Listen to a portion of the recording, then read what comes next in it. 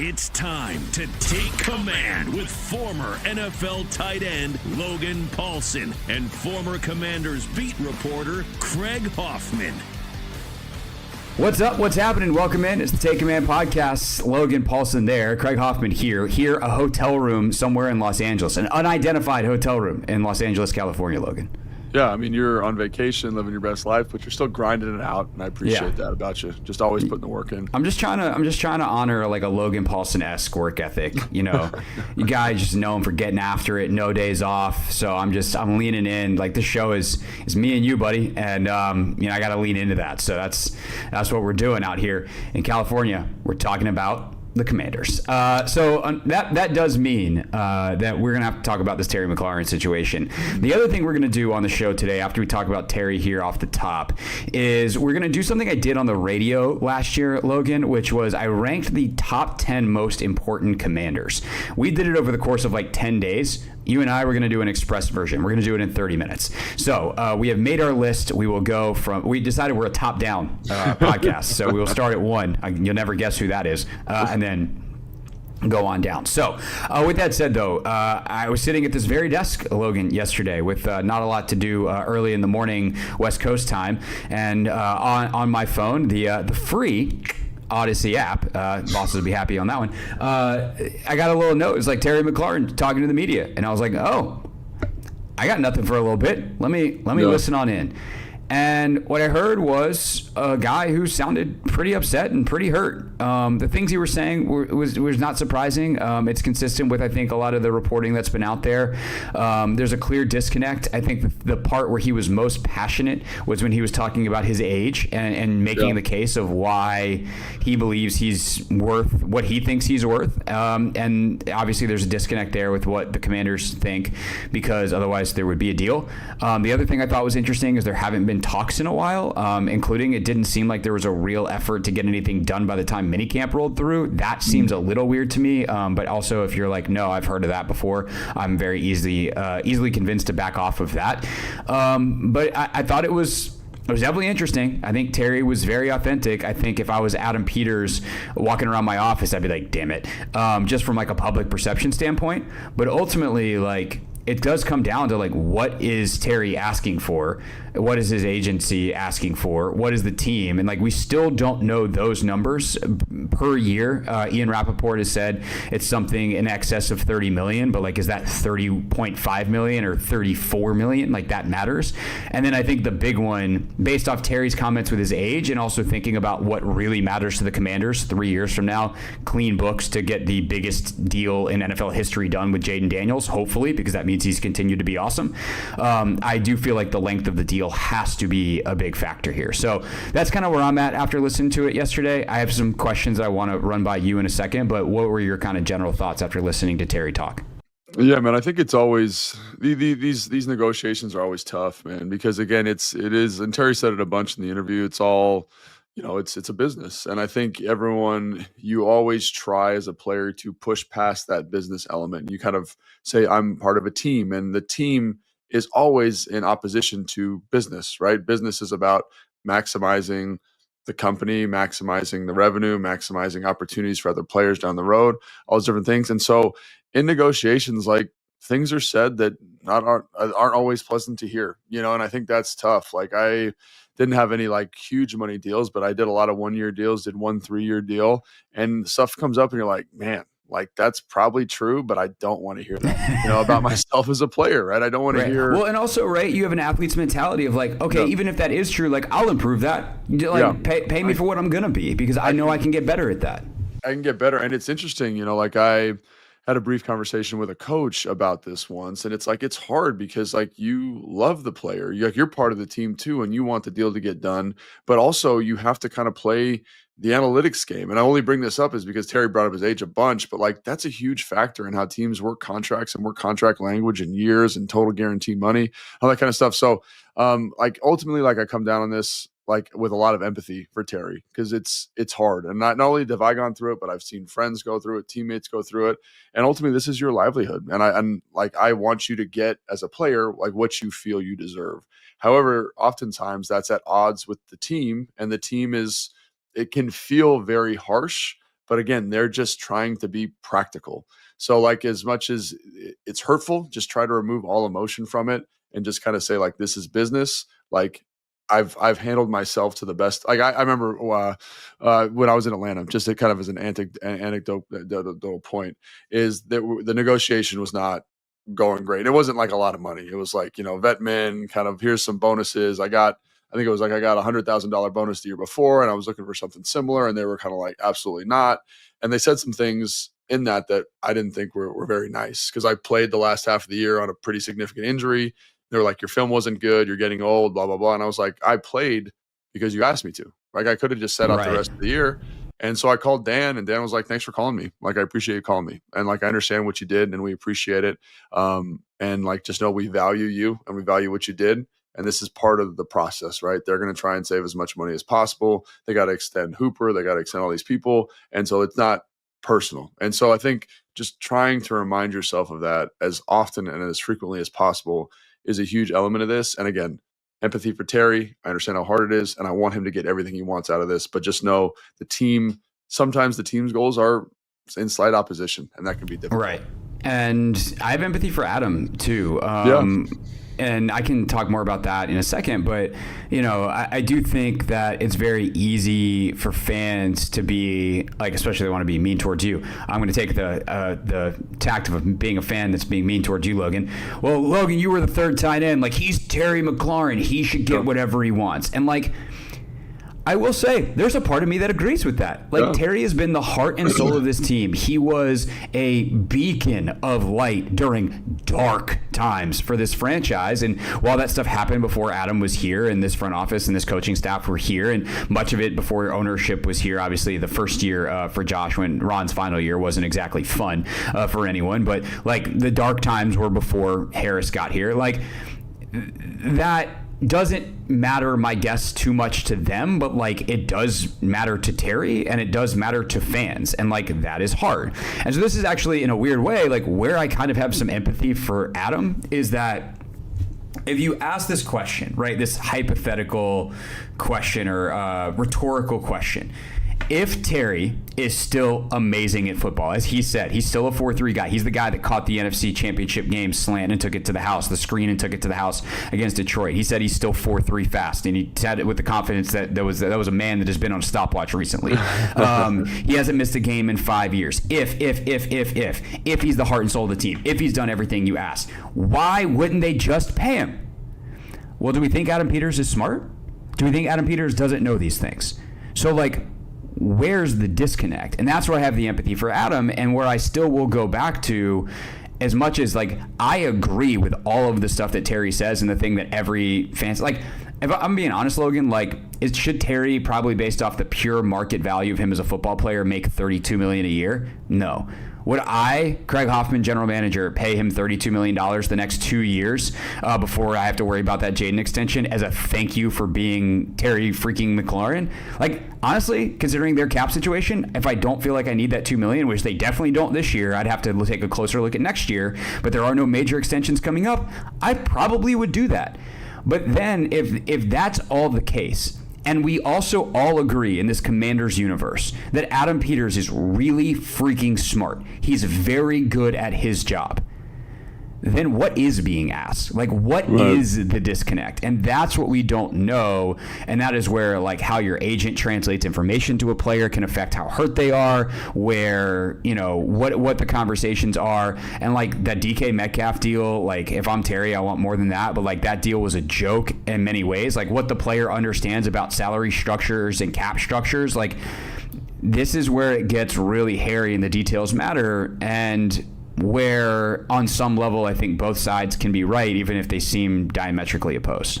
Yeah, and this was interesting. We did a segment about this like weeks ago, like the highest receiver salaries based on whatever annual value, whatever it was, and it was, and we went through it at the time, and I remember thinking like, this DK Metcalf deal is going to be a problem, because like, it is such an outlier. Because again, like, you go through the list, it's like the guys you would expect to be the top 8 highest paid receivers, it's almost that in order. if I remember correctly. It's very, very close. Which do you want? I pulled it up. Do you want total value or average annual salary? I think it's average annual. I don't remember. It was one of the ones. It was like a list where you're like, oh my gosh, like these guys all kind of make sense. Actually, I think it was total value, because here's your, it's like a game of which one of these doesn't belong here. Jamar Chase, Justin Jefferson, CeeDee Lamb, DK Metcalf is 4. Garrett Wilson, recently paid by the Jets this week, is 5. St. Brown, Ayuk, Higgins are the top 8.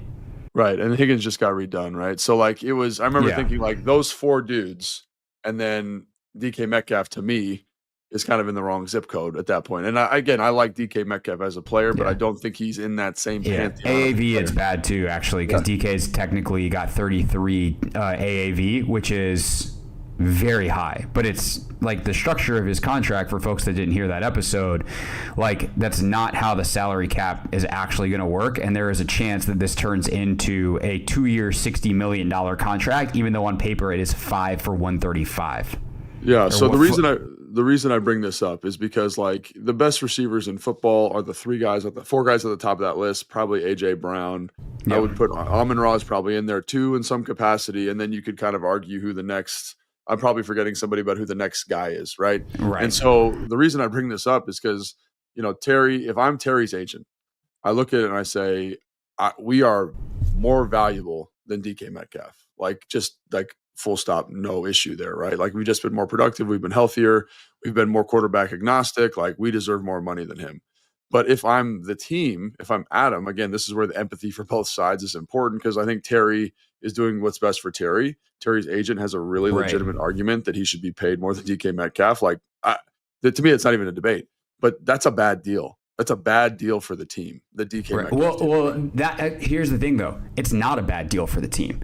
It's a good deal for the team that looks like a bad deal for the team on paper. And if Terry is, by his agent, if Terry's agent isn't willing to explain that to Terry, Terry's going to be really hurt. But again, DK signed what could very well and almost very likely turn into a 2-year $60 million deal. That is very different than 4 for 132 or 5 for 132, whatever it is. Like, he's not actually getting 33 AAV. And that structure for the deal doesn't work for the Commanders. For the Steelers, they're planning on having a rookie quarterback contract that starts next year. Right? So them stretching out DK's signing bonus proration money over the course of 5 years is a huge win for them, because they can take these little cap hits 3, 4, and 5 years into the deal when DK is not on the team. That's the opposite of the Commanders, who have their rookie quarterback contract for the next 3 years. And then we'll have to sign we'll have the biggest quarterback number on the books in the entire league when Jaden gets there. So, like, the structure and the total value, like, the details really matter. And, you know, that's why, like, if I'm Terry's agent, I'm trying to tell him, and if I'm Adam, I'm trying to get across, like, we'll give you more guaranteed money than DK Metcalf. The money and the years and the cash you will see are likely going to be more than DK, unless DK turns into a whole new player in Pittsburgh. But, like, he's getting cut in 2028 or 2027, whichever the year is. You're going to play out your deal here, and we want you to retire, Commander. No, I think that's it. And I think that's where the language of the deal is so important, and like how the money is being allocated is so important, and understanding that I'm not just trying to beat player X, in this case, DK Metcalf, right? Even though, like, and I understand, like, Terry's agent, like, if I'm looking at the sheet, he should be paid more than this guy. And so now let's go get paid more than that guy, all those different things, right? But as I empathize with Adam too, because again, like we just talked about how the structures are going to be different. It's different for Pittsburgh than it is here in Washington. And if that's not being articulated well via the agent, or, you know, the communication's not where it needs to be, like that. And that's something we maybe should talk about more. Cause like one of the things that I always appreciated about my agent is that he did a really, really, really, really good job of explaining the exact situation, the exact zip code I should be expecting to be in from a salary standpoint. And then, like, for contract structures, he's like, you deserve, like, I remember when I signed my 3-year extension in 2012, he was like, you deserve to be paid X. But because of these reasons, it was like 3 or 4 reasons. One of them, I was a restricted free agent. Like, there was a bunch of different things, right? He's like, there's no way you're going to make that much money. So you need to, like, reassess your expectations. You're probably going to be in here. And so then when the number came in that they brought, and it was much closer to the number he said to expect, it wasn't quite as jarring and as shocking and as hurtful as it had been if he had just been like, we are expecting this amount of money, full stop. He kind of went through all the caveats and said, I actually think you're going to end up here. And I think like that's helpful in these situations. And again, I don't know Terry's agent. I've never met him. I've never spoken to him, but you hear through the grapevine that he can be a little bit difficult. And I think this is one of the areas where it might be applicable. Right. So I think, again, like this is a tough situation. I think ultimately they get it resolved. I want Terry to get everything that he wants. I want the team to get everything that they want.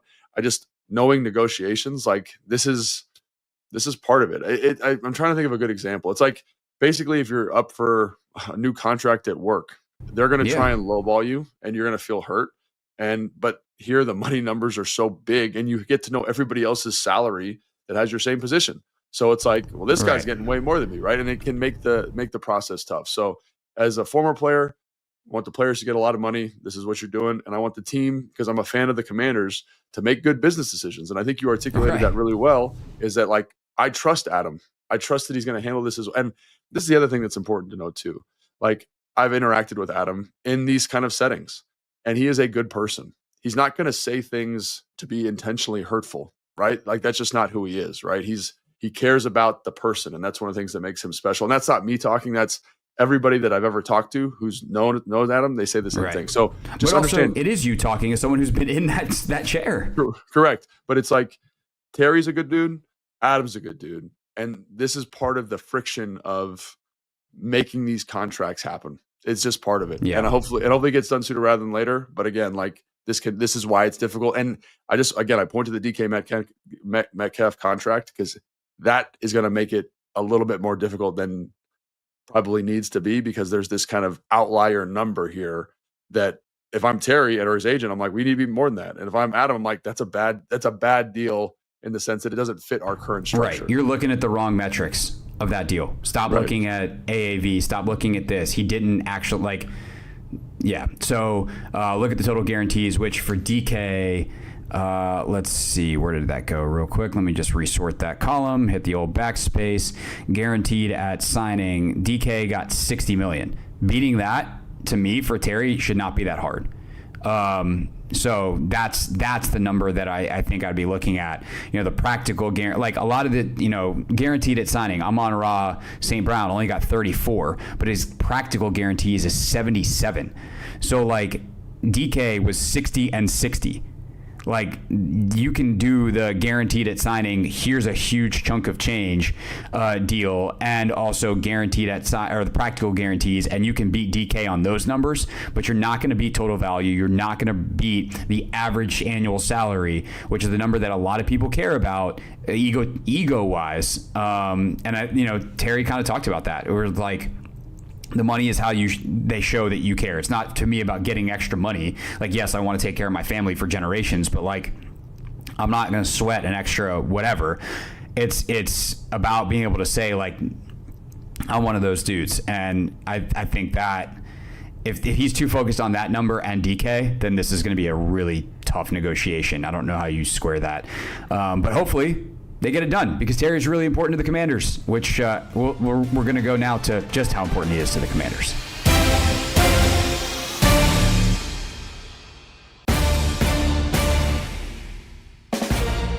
Take command, Logan Paulsen there, Craig Hoffman here. It is time to chat about the most important players on the Washington Commanders. Logan, we have crafted a list, 10 most important players. The criteria is a little bit shifting, but we try to encapsulate multiple things in most important. To me, it is kind of twofold on the biggest factors. What's the upside? What's the downside? If this guy were to disappear tomorrow, if he were to get hurt or whatever, how bad would it be? Like, how screwed are they if this guy goes down? Most likely due to injury. The other thing is, if this guy has a great season, how does it change the team? And some of these guys have bigger on the plus side versus the minus side. So like the depth and all the stuff around them matters. But I think it will, it's obviously not a perfect science, but I think we got a pretty good list here of 10 dudes. No, I think so too. And again, like it was interesting when we were talking through them, because it's like, oh, this guy's super important if this. And so we'll try to give that caveat, and we'll probably mention some other names while we're discussing guys. But just so you know, it's that's an element. And then there's also kind of upside element if they kind of reach their potential. So I think that's just important to kind of point out. Yeah. The number one guy, not surprisingly, Tress Way. Yeah. If Tress is awesome, then they're going to win the Super Bowl. That's basically how it works. And, Tyler Ott's too. And on down we go.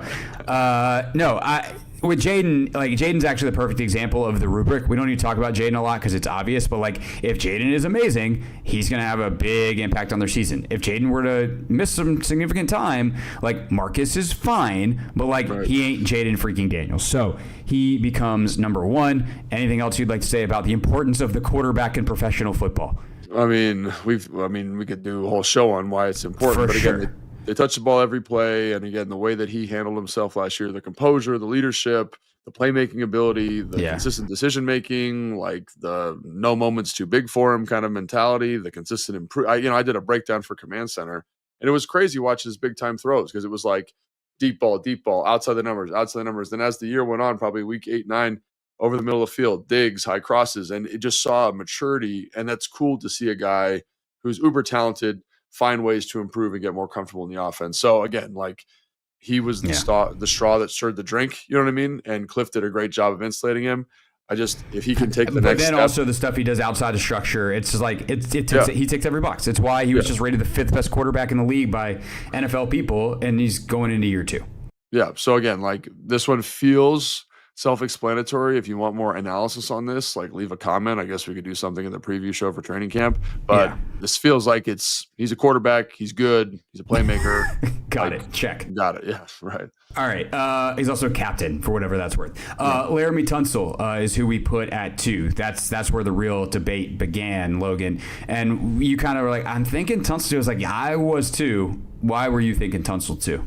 Yeah, so for me, it's just it's such an important piece in terms of elevating Jaden Daniels. I mean, it's funny because we're talking about Jaden Daniels being the most important piece, then all of these kind of subsequent pieces feel like they're supporting Jaden Daniels, right? So I look at Laramie. It's almost like football's a team game.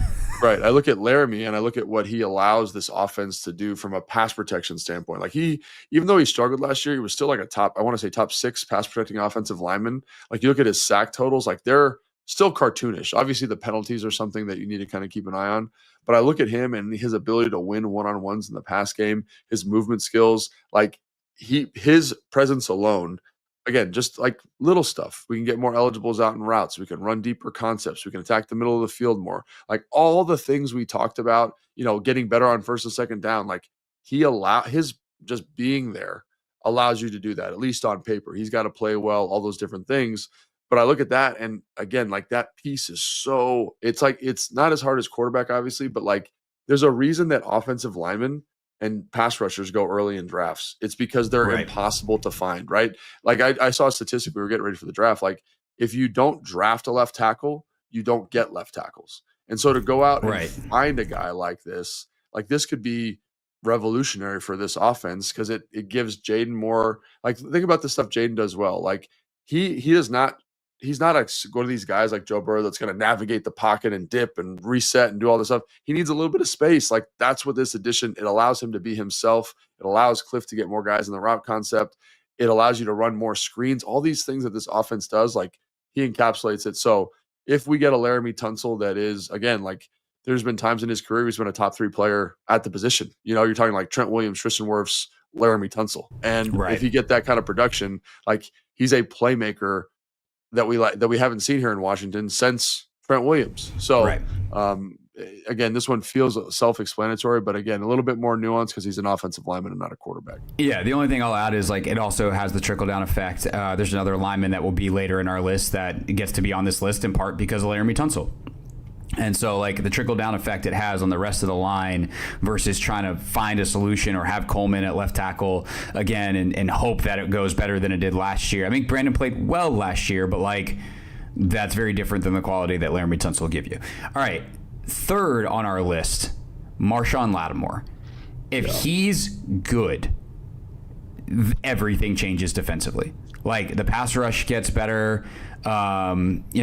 Literally everybody gets better in every conceivable way if they can just get some, real good, reliable coverage on the outside. The blitz packages open up.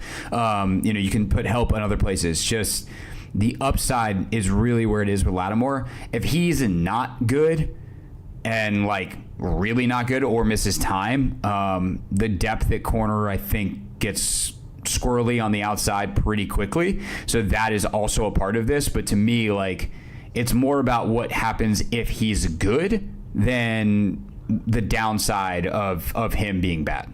And I think it's kind of the same argument you get for Laramie Tunsil. Like when you think about defensive backs and what they can give you, especially if they're elite and man-to-man coverage, they allow you to do different things defensively. They allow you to be more confident in certain coverage looks against certain matchups. And he, at times, who was the guy we had on last week? Dan Pizzuta. Dan. He was talking about how he had the highest average value per play over the first 5 weeks of the season. Before I know. I almost fell out of my chair when Pizzuta said that. When he said that. And so if he can get back to that kind of consistency, that's going to elevate the defense. And it's one of those things where it's usually the rush elevates the coverage.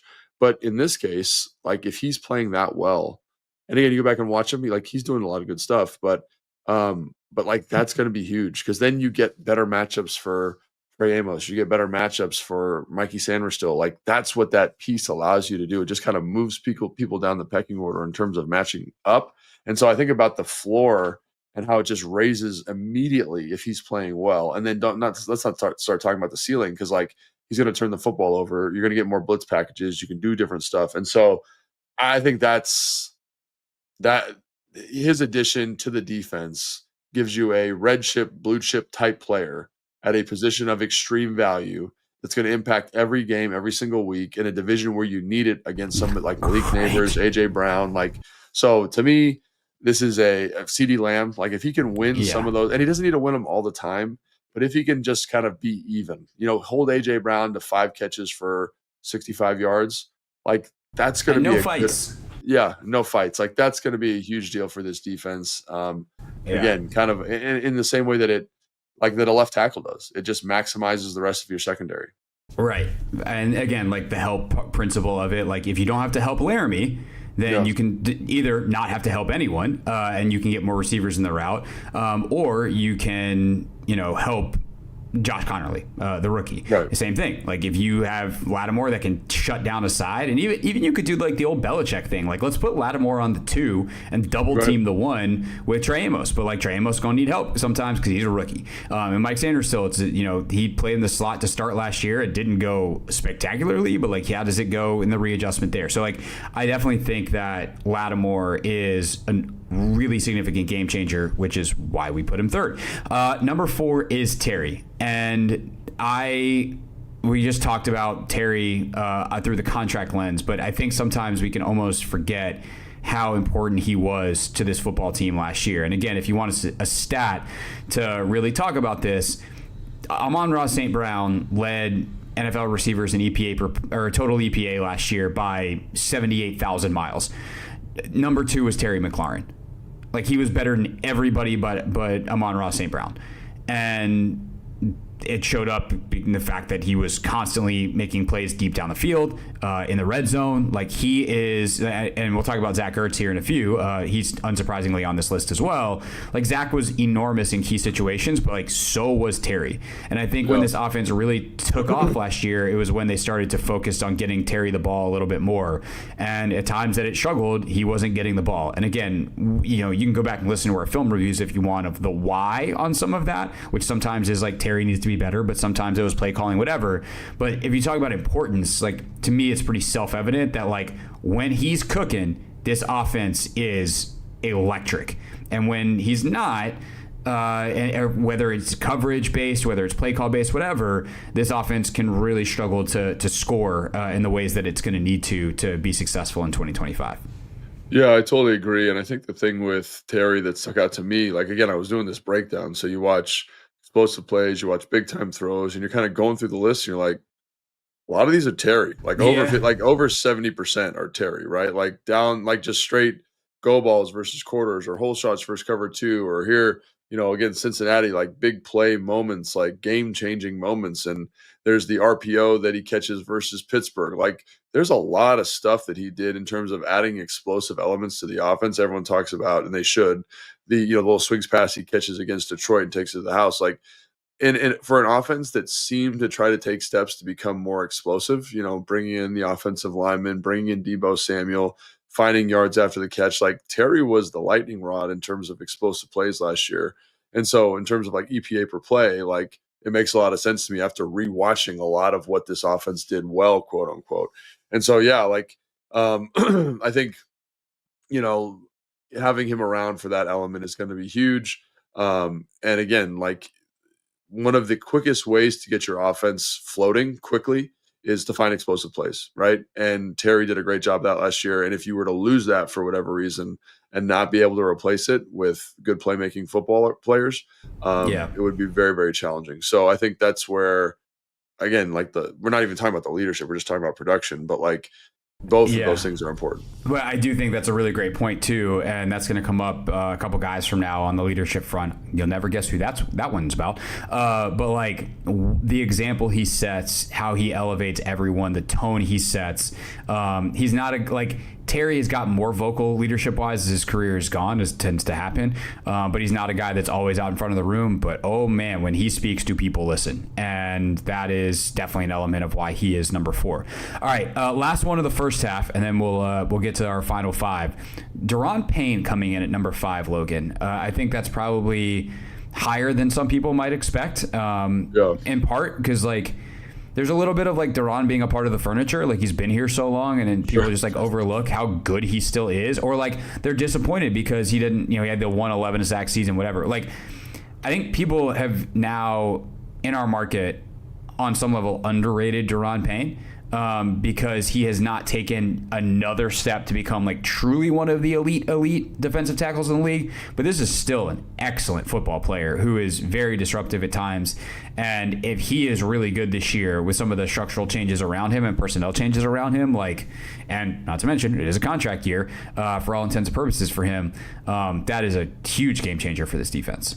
Yeah, and I think when you're looking at offense, you always think about explosive playmakers, right? Like Cincinnati's a great example. Like they have all these explosive quarterback, 2 receivers. Like the offense oozes explosiveness, but like that's the same thing with defenses. Like look at Philly. Like they have game wreckers on the defensive line, elite linebackers, really good secondary players, young. And like there's an explosive element to a defense as well that I think people forget. And so when you look at the Commanders defense, I think it can be a very solid group, but it lacks kind of some of those home run hitters. And when you look down the roster, you say like, who's got the ability to do that? And the guy that jumps out to me is Daron Payne, right? Like we've seen him obviously have very productive seasons. But I always think it's important to note, like he at times in his career was deferring or playing second fiddle to Allen, right? And so now it's like, well, it's his show. And so he's going to get schemed up opportunities. He's going to get schemed up matchups. And watching him, like the physicality, the athleticism, he has the ability to be a home run hitter, which is something that I think, again, when you're looking at a defense, you're kind of like, where's the home run going to come from? Right. And he's a guy that could provide that. Yeah, there's so much talk and consternation, and understandably so. I'm not trying to be like, why are you guys talking about this, about the Commanders pass rush? Like, it is not the most prolific group of edge rushers on paper that you've ever seen. But the interior pass rush could be really good. Like Newton, that's kind of his thing. The twitchiness, the explosiveness, the penetration. Daron is a guy who has had the double-digit sack season. And obviously Kinlaw and what he is capable of, the idea of Javon Kinlaw is pretty good. And so, yes, there is something to the edge rusher thing. But I think that the pass rush inside, not to mention the other playmaking, the ability to get tackles for loss, et cetera, and what happens when Daron is playing with people that will play within the scheme more than John Allen did. That is, and like unleashed to be a playmaker, I think that's going to be very, very interesting for sure for 2025. All right, that's our first 5. Our second 5, starting with the ultimate leader on the team, next here on Take Command.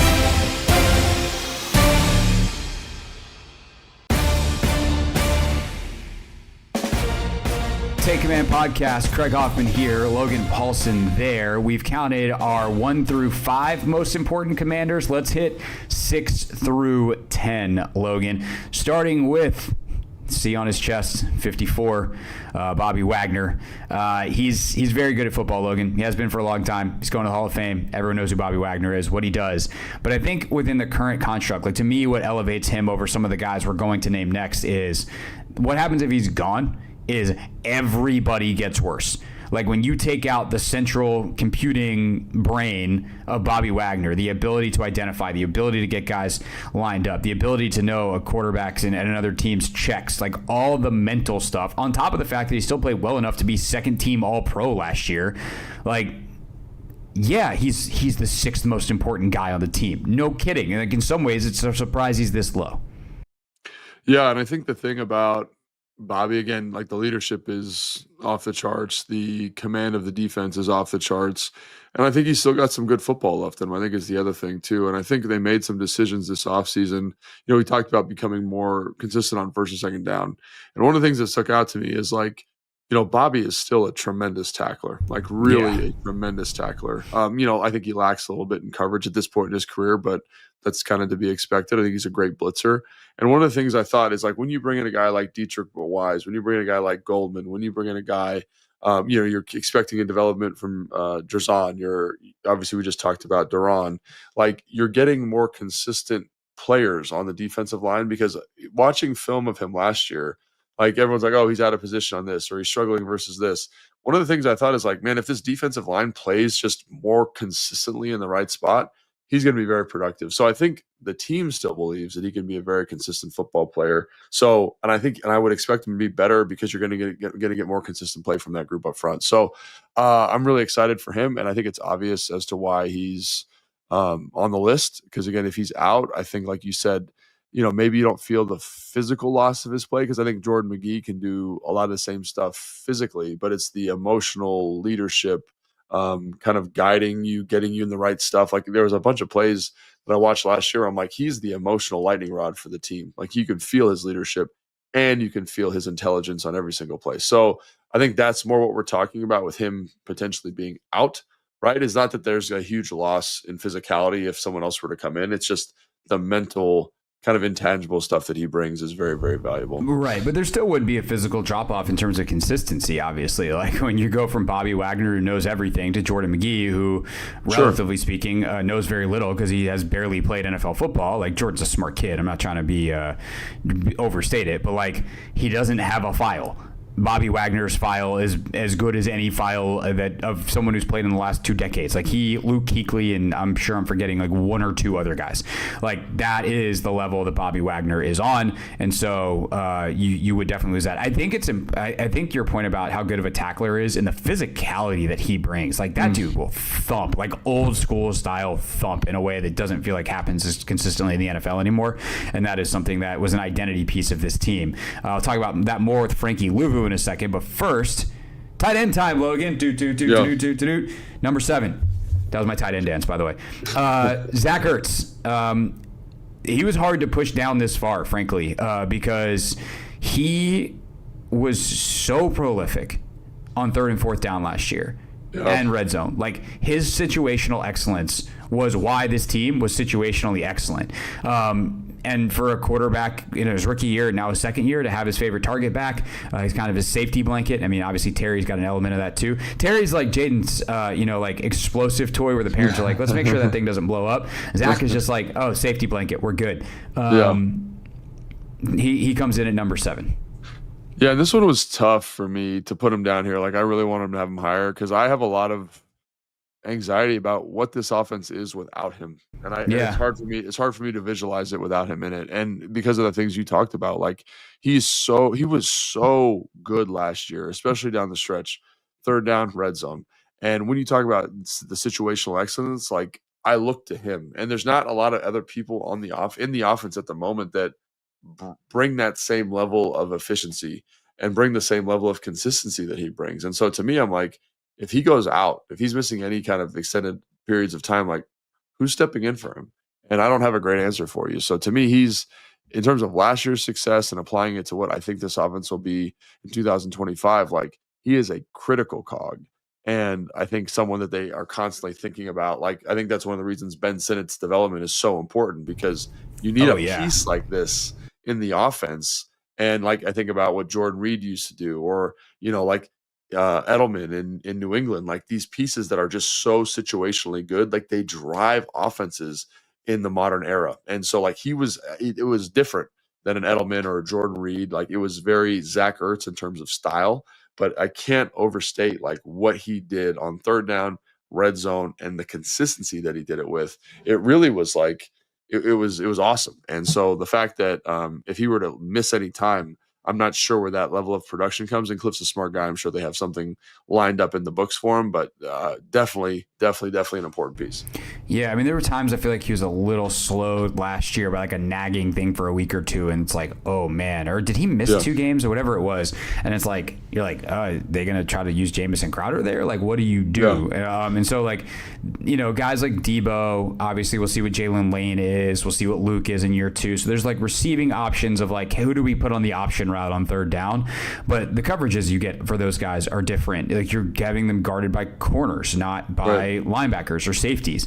And then obviously the Sinnott development could make Zach less important. That would actually be good for the team in the long term. Sorry to Zach. But we've talked about like Sinnott's a different kind of player. Like he's not a twitched up lateral cut type of mover. Acceleration, like his deceleration isn't what Zach's is. His acceleration and vertical speed is totally different, and that provides a different element, and that in complement to Zach could be really fun moving forward. But the kind of option route, stick your foot in the ground, create separation, be reliable, be at the right depth type of guy, like dark arts of route running is what I heard a smart guy talk about it one time, or a lot. That is the Zach Ertz special.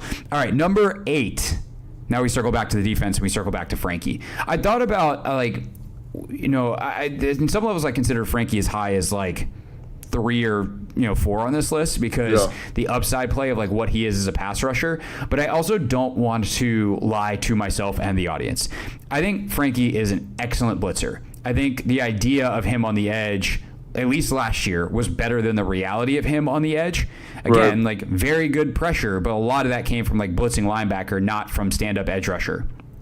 And so if he all of a sudden in year 2 has like figured out the edge thing, then like, his potential upside becomes or makes him probably higher on this list and should have elevated him. But I think for like what Frankie Luvu actually is, tone setting, Tasmanian devil, spiritual leader, violent football player who is one of the best blitzing linebackers in football, like that still lands you at 8. And that is definitely a very important piece to this team. Yeah, I just think about like where the sack production would come from, where that kind of explosive energy would come from. Like, because even in the playoff game, man, he did some really fantastic stuff before the score got out of hand in terms of like timing snap counts up, making explosive opportunities, an interception last year. And of course, he memed himself by jumping over the pile 78 times. Right, which I have a lot of respect for, actually. So, I don't know. To me, he is the production will be interesting. And I'm not saying he's going to have 9 sacks again this year, but you mentioned the way that he was utilized as a blitzer, the way he's able to create havoc at the line of scrimmage and kind of have a knack for making those explosive plays. We talked about Duran being that explosive home run hitter. Frankie has an element of that to him too. Now, I kind of devalue linebackers just in general, but I do think it's important to acknowledge the emotional impact that he brings. Like he really feels like maybe Bobby's the brain and Frankie's the heart. Like that emotional outpouring, I think, is really important. And teams find ways to overcome those absences for sure. But it's hard for me to imagine a defense playing to the best of its ability without him in there. For sure. And like, who's playing next to Bobby if Frankie goes out? Is it Dominique Hampton? Is it Kane Madrano? Like, is it Jordan McGee? Like, I think those guys can all do elements of what Frankie does. And maybe even some of it, like, I think they're hoping that guys like Hampton and Madrano are a little better space players and, ultimately are better in coverage than what Frankie Luvu is. But the downhill physicality, the ability, and like this isn't coverage per se, but like the play makes on Malik Neighbors in week 3 last year where he decleats him 12 yards down the field. Like, this is who we are. You're gonna have to go through us. Like, that is Frankie Luvu, and he is a major tone setter for the team in that way. All right, last two ones were hard. There's a couple guys. We'll do honorable mentions at the end. And so just saying these are tough. You can leave your comments and complain all you want. We are not saying that these two players that we're picking are so much better than everyone else. This is inarguable. But the two we landed on, starting with number 9 to wrap up our 10 most important commanders. Number 9, we put Javon Kinlaw. And I think Kinlaw is an upside play. Like if he's not what they hope he is, you probably just see more Johnny Newton. You see more guys like Sheldon Day. Like you see the depth pieces. That contract everyone's going to make fun of because everyone hated it. And like that would suck. If Javon Kinlaw at the age of 27 develops into the kind of player that Adam Peters, I think, has thought Javon Kinlaw could be since he drafted him to the 49ers out of South Carolina, then we don't have as many D-line issues as we thought in Washington in 2025.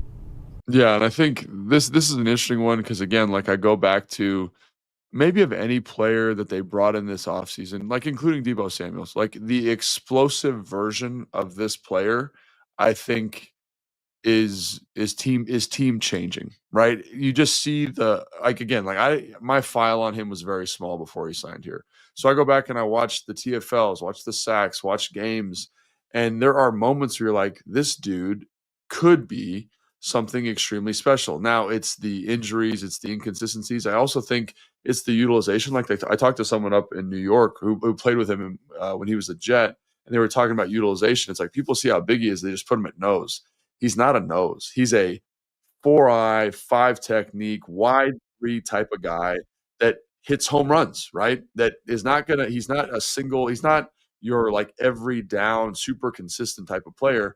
But think about if he can hit 20 home runs this year. He's got 12 tackle for loss, 8 sacks. Like those are game-changing plays, right? Because they get the offense behind the sticks and you're winning down. So I think about utilization. I think about the physicality. I think about the upside. Like he's like a power hitter with a batting average of like 150 or 175, right? If he gets a little bit more consistent with his swing. Right, can you at least hit 230, bro? That's all we need. 230, 250, like it's a different ball of wax. And so when I look at the defense, I'm like, where are the explosive opportunities coming from, right? Is it Marshawn Lattimore? That's why he's so on the list. Is it Frankie Louvu? Is it Daron Payne? This is a guy that right now is the best power hitter on the team, but his batting average is low. If the coaching staff can get his batting average again to 230, 250, whatever we're talking about, like this is going to be the contract's going to look great and the defense is going to be significantly better. And that's kind of what we're hoping for with this upside here. And can we also get him his at-bats when there's runners on base so that when he does hit the home run, like we're doing maximal damage. So, obviously leaving the baseball, coming back to the football field, like the down distance type stuff. Let me just ask you this for clarification. I mean, I agree with you, but I want you to explain it. If, Payne has been here, so in some ways, the Kinlaw, if it's bad, it's like, oh, well, he hasn't been here before. Like, what's the difference, right? Yeah. But I don't want to reduce it just to that. So why is Payne higher than Kinlaw? What's the reasoning?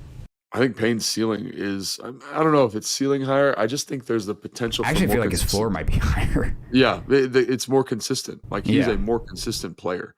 And I think the consistency, he has the ability to be in the conversation as a top, let's say, 8 guy at the position in the NFL.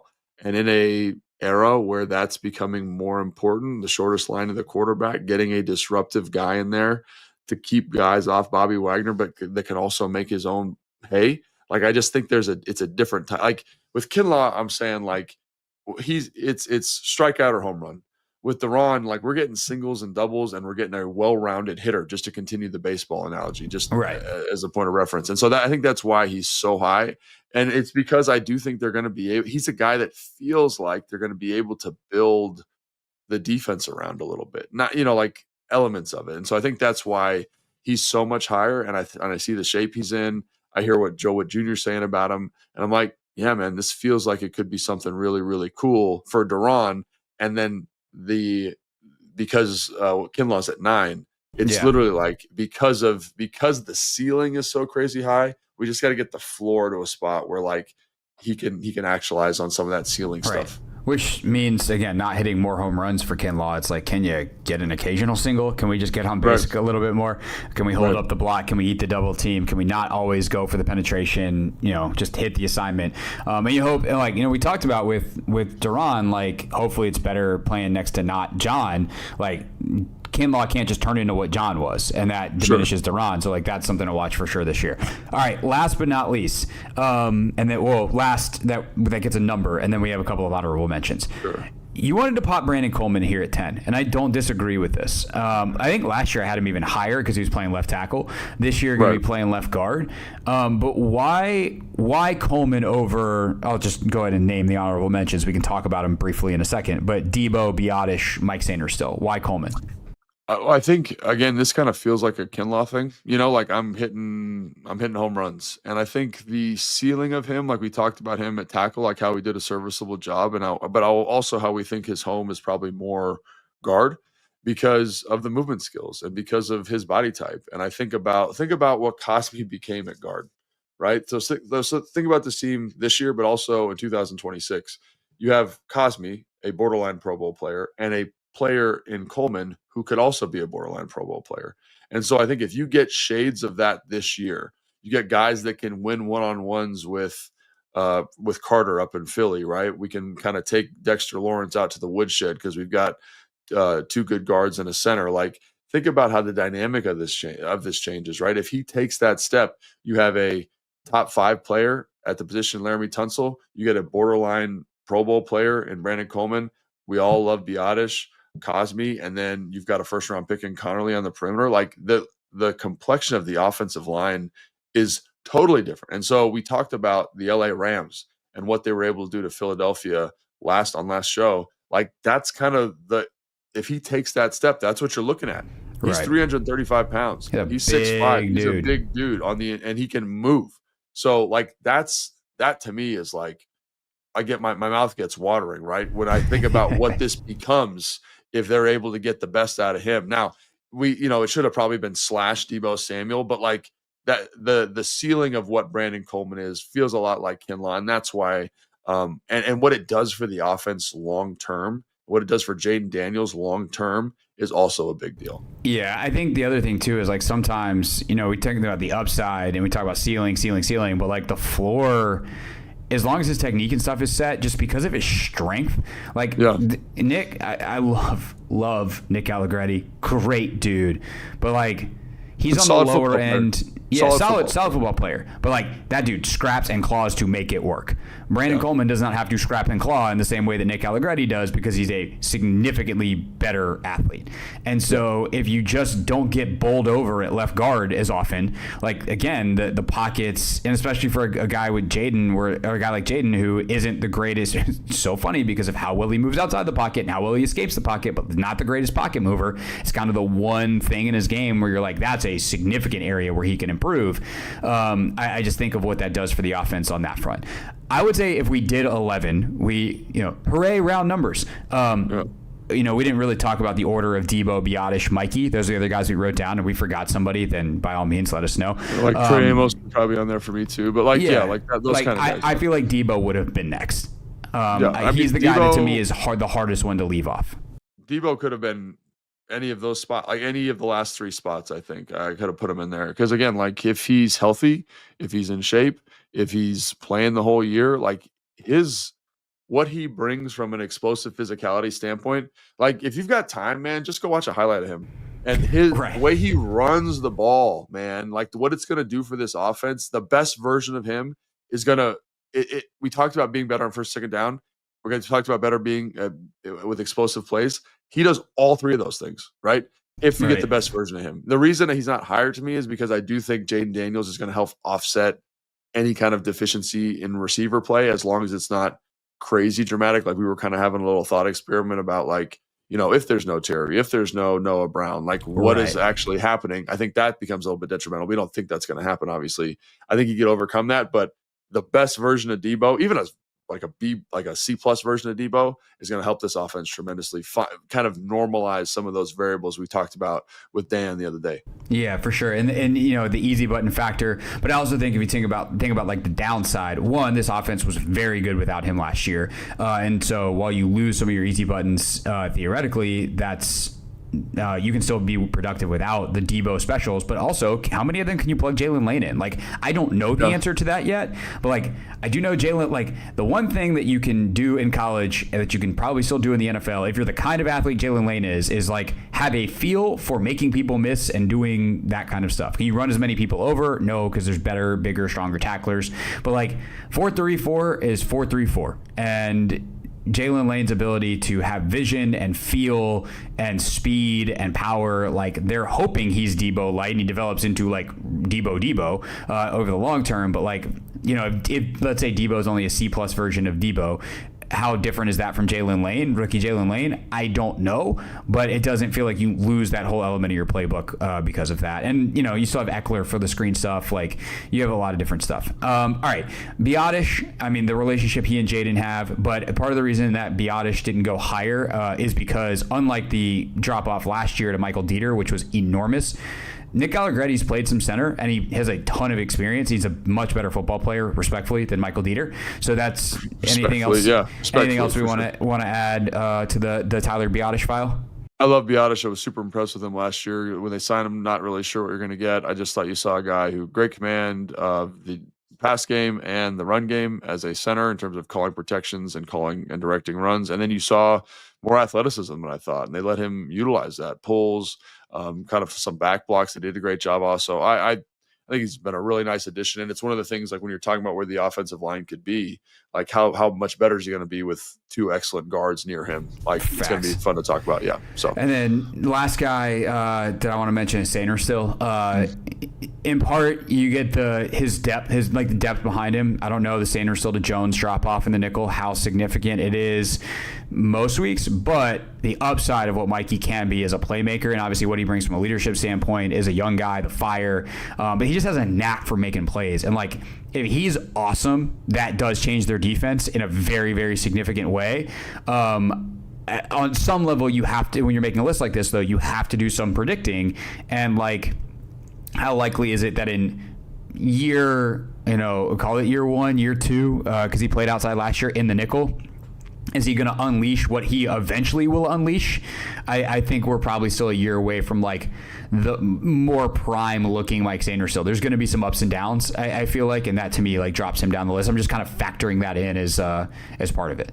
Yeah, I think you kind of took the words out of my mouth there. Like my expectations for him this year, moving to the slot, are a little bit more muted than they would be if he was staying outside again. And the reason is it's a new position, right? It's like new challenges, fitting runs, new matchups, different demands on his skill set. So that's a tough position anyway. And so like, do I think he's going to be great there? Yeah, but I do think it's going to take him, it's going to be a process. And so like, in terms of explosive opportunities, like the way he turns the football over, the way he's always ball hunting, like I think that's going to be a big part for the defense. But I think there's going to be a little bit of learning for him. And I think that's why he's here in the honorable mention category. For sure. And again, the Jonathan Jones depth there, it does definitely help versus like, oh, buddy, if like Lattimore or Amos, one of those guys can go down and you can kick Mikey outside and be okay, but it gets squirrely real quick. Guys like Noah obviously played there last year, so there's definitely I think a little more depth in the slot.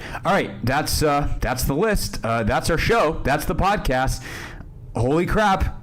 They report a week from now. So rookies even sooner than that. So next week we might sneak in a mailbag question or two on Monday, but we're really going to spend next week's shows like kind of previewing the roster. Like we know, obviously those of you that have listened to all off season long cannot thank you enough. We've tried to make it worth your while. We tried to have some fun, and I don't know about y'all listening, but we've had some fun. Like these mailbags and some of these shows that we do with the rankings, like this is in a weird way some of the most fun stuff we get to do. Obviously, we love talking about the game. The whole point we do this is the games. That is fun in its own way, but getting to be a little bit more creative, have a lot of hypothetical, philosophical discussions, like that's really, really fun. And so the appreciate everyone who's tuned in all offseason long, but we know there'll be a lot more people tuning in next week to be like, oh, it's time for football. So we're going to do the preview and kind of regroup day one, square one, starting on Monday's show. So we'll see you then. Thanks so much for watching and listening. Subscribe if you haven't already. For Logan, I'm Craig, and we'll see you next time on Take Command.